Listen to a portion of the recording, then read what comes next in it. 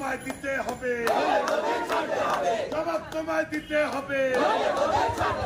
দায়িত্ব বলি অপদার্থ মুখ্যমন্ত্রী বাংলা থেকে চলে দেন সরকার, চলে দেন সরকার। তৃণমূল দৃষ্টি থেকে গ্রেফতার করা হলো না কেন, পুলিশ তুমি জবাব দাও।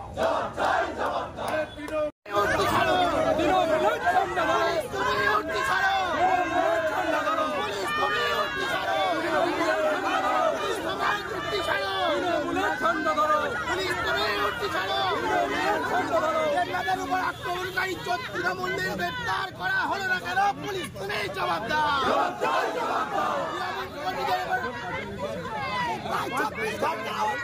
পঞ্চায়েতের বিজেপি সদস্যের উপর হামলা করলো কেন, তৃণমূল সরকার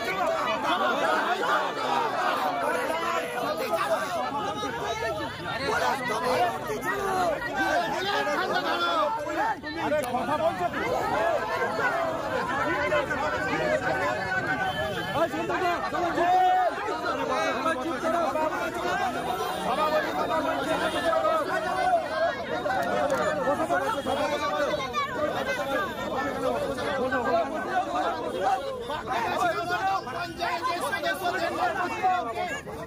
আক্রমণ করা হলো কেন, তৃণমূলীরা জবাব দাও। পঞ্চায়েতের সদস্যদের নামকে আক্রমণ করা হলো কেন, তৃণমূলীরা জবাব দাও।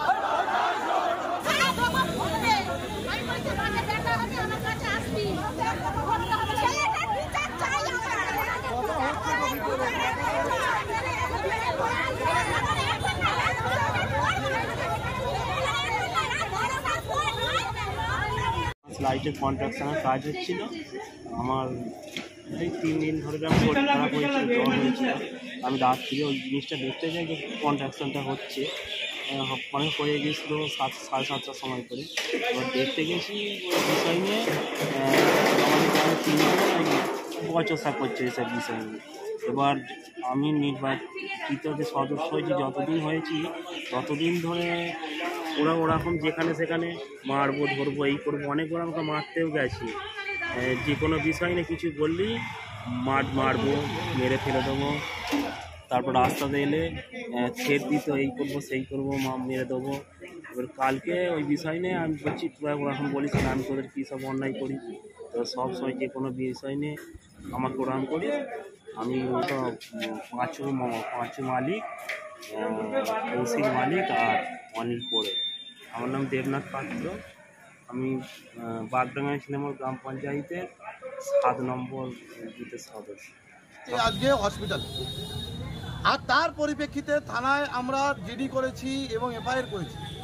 এখন পর্যন্ত একটা পান্ডাকেও ধরা হয়নি কেন, এইটা প্রশাসনের জবাব দিতে হবে। থানাকে এটা জবাব দিতে হবে যে মুখ্যমন্ত্রীর আঙুল হেলানিকে এটা হচ্ছে, যে যারা দুষ্কৃতী আছে, যারা মেরেছে, গলায় এরকম গামছা দিয়ে তাকে খুন করার পরিকল্পনা ছিল, আজকে সেই জায়গায় গিয়ে তাকে অ্যারেস্ট করা হবে না। এটা কোন বাংলা চলছে এটা? তার পরিপ্রেক্ষিতে আজকে আমরা থানায় এসেছি। আমরা আজকে এটা বলে যাচ্ছি যে তাদের যদি অ্যারেস্ট করা না হয়, আমরা এরপরে এসপি অফিসে সারা জেলা জুড়ে সমস্ত লোক নিয়ে এসপি অফিস ঘেরাও করবো। এটা আমরা বলে দিয়ে গেলাম।